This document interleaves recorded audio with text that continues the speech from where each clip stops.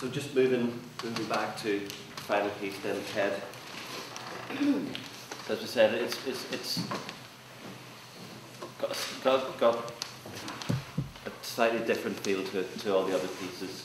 Well, each of the pieces got a unique feel. This is just a slightly unreal reality that's being created here, and that was the challenge that Sarah and the team had to create with the rehearsal and a few days to source all the sounds. So I hope you enjoy it.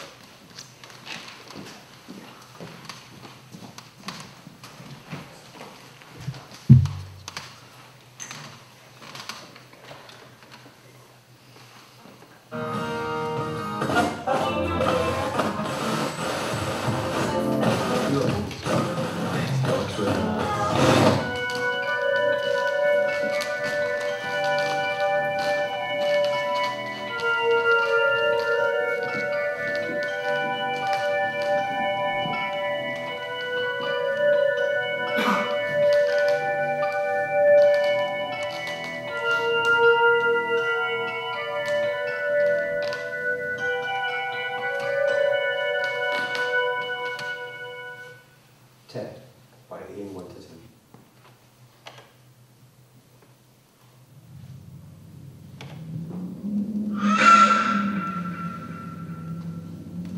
Ted sits with his brothers and sisters deep within the shelter of their tree, buffeted by the wind. He looks out through the latticework of branches and fluttering leaves and sees the sun reflected from the roofs of cars. Hard, metallic, useless objects. Like most of this unforgiving world the humans have made, they fall into the category of not food. Ted hops forward and looks down. In the soil at the base of a tree, a chick, a crow chick, has fallen from its nest. With a single beat of his wings, Ted is at the ground. Naked, cannot stand. It looks up, seeing one of the elders before it. But its brain, though new in this body, is and always has been crow. It knows not to expect help. Ted shreds the chick, hurriedly swallowing the morsels before one of his siblings notices. A good start.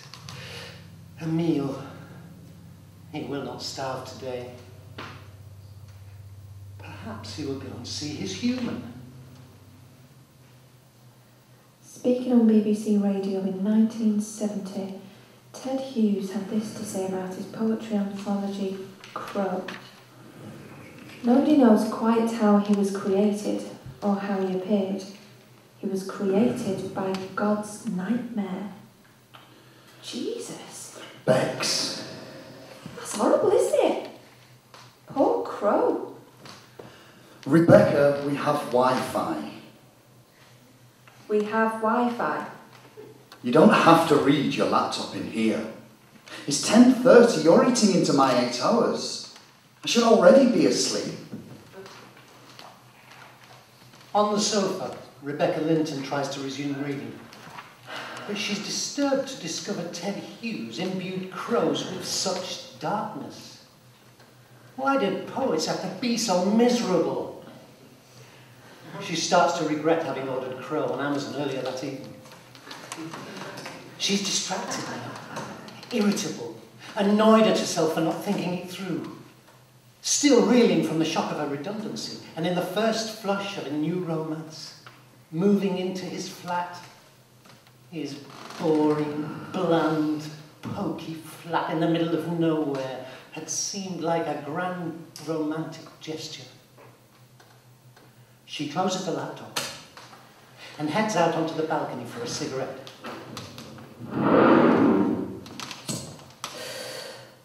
Half hoping that Ted will be perched out on the railings. But he isn't. He's a crow. They don't come out at night. They just look like they do.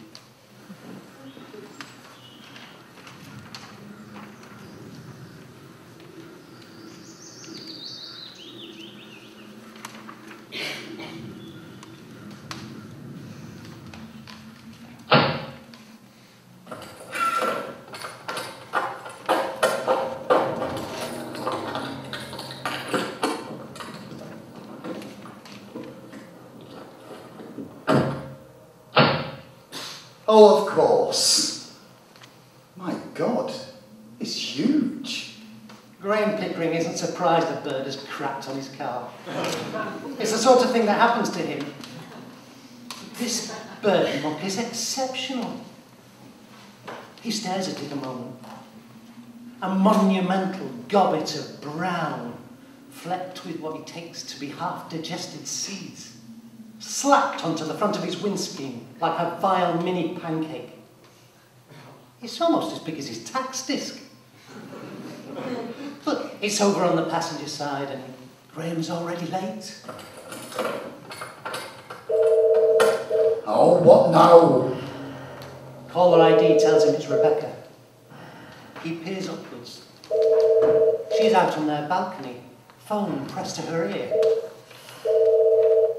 He should probably answer. She'll leave a voicemail.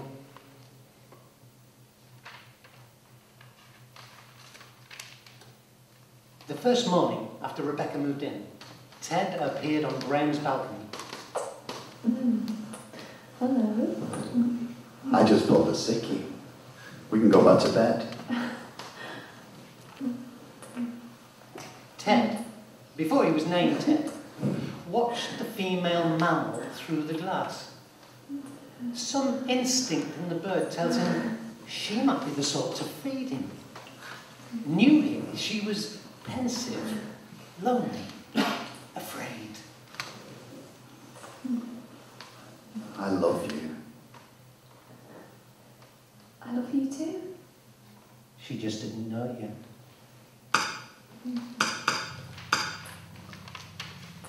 Oh my God.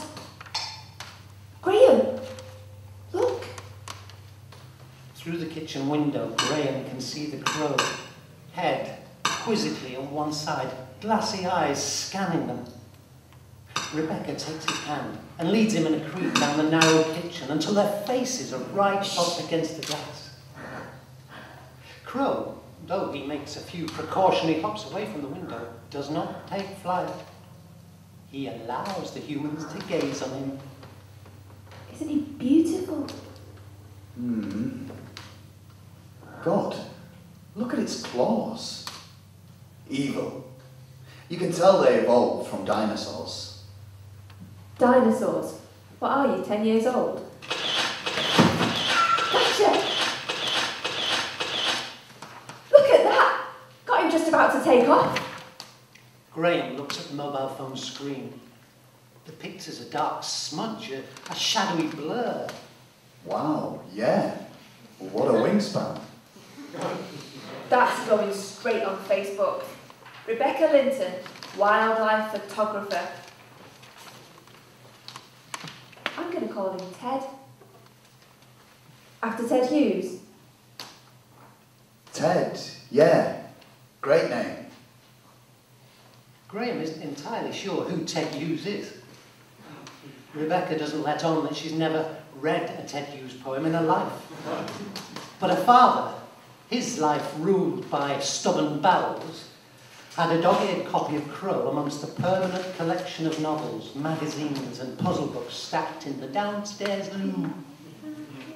As a young girl, Rebecca would stare at the charcoal crow scowling from the cover. But she never so much as read the first page. Ted comes almost every day. Rebecca starts to leave food for him, scattering the balcony with bread and bacon rind and other leftovers. She takes more photos, her Ted folder on Facebook growing at the detriment of her job search. The photos depress Graham. Rebecca thinks they're works of art. He sees them for what they are. Rubbish snaps taken on a cheap mobile. And the crow scares him. He's an opportunist harvester of the eyeballs of the dead at battlefields throughout history. A harbinger of death, and no matter how stupid it sounds, they were dinosaurs once. They're ancient and enduring, and they'll fill the skies at dusk long after the last human has passed on. He probably thinks about the crow too much. 3 months pass. Photos. Ted and Rebecca eating into his 8 hours.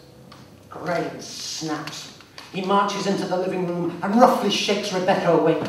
Oh, Graham. Hey! Stop it, you're being a child. Oh, I'm being a child. How about you get a job? How about you start going to bed before 2 in the morning? How about you stop wasting all your time taking those god-awful pictures of that stupid bloody crow? After he's gone, Rebecca gets up, opens the door to the balcony and steps out. It's a clear morning. The autumn leaves catching the first rays of the newly risen sun. Down below, she sees Graham marching back temperately towards his car. And then Ted comes. Rebecca freezes, watching him. This bird that Graham detests so much. And it is just a bird waiting to be fed scraps. She thinks about Graham, and a memory flashes into her head from the day she lost her job. The day Graham asked her to move in. I want nothing more than to wake up with you every single day for the rest of my life. And suddenly, she hates the crow. The startled bird tumbles itself into the void, an inelegant confusion of feathers, before reappearing proud and defiant. Ted knows not to visit this balcony again. There will be no more food.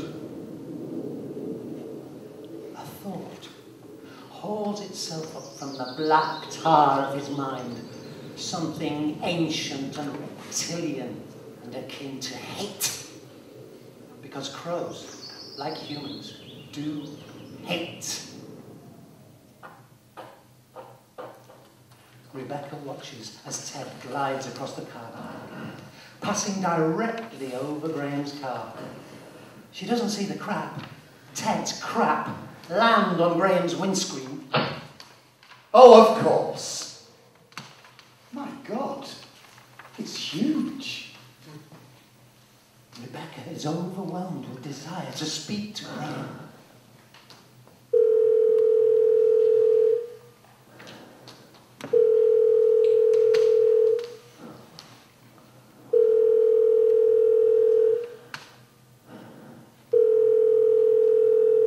He doesn't pick up.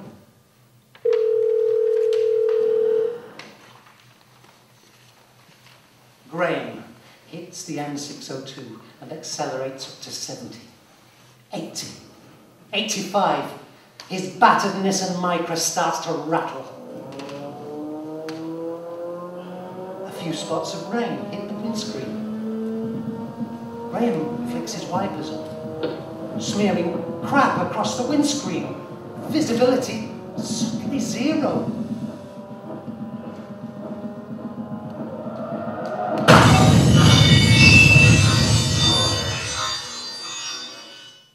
Save messages. Hi, it's me. I don't blame you for not answering. But look, I'm sorry. I just want to say that you're the best thing that ever happened to me. And, you know, Inge, I love you. I love you so much. See you tonight. To return the call, key 5. Ted, now plain crow once again, sits with his brothers and sisters deep within the shelter of their tree, all now home to roost. Darkness falls, and the human city lights up on the skyline. The hatred within the crow has not abated. It sees a time when the cities will fall, when human dead will litter the stones where the soft-minded beasts make their homes. And the crow will be there, with his brothers and sisters in their millions to feast. Crow sinks into sleep, warmed by dreams of blood and flesh, and muscle and sinew, and the slippery pulp of heart, liver, spleen. But he knows where he will start. All crows know where to start. The eyes.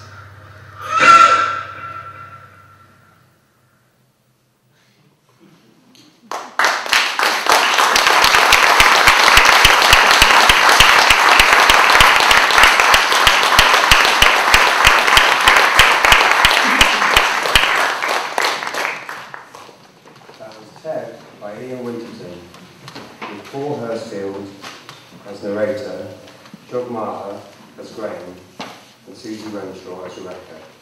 It was mentored by Charlotte Goodwin.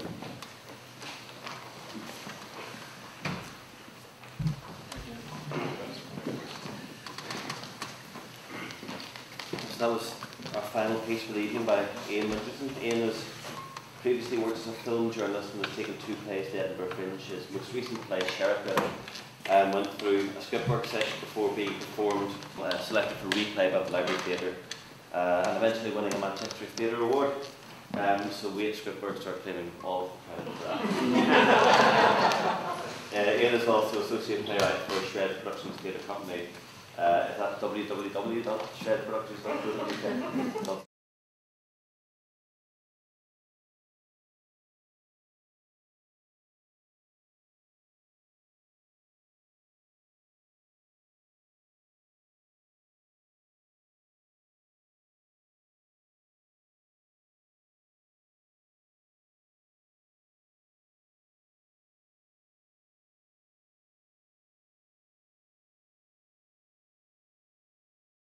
Albino Mosquito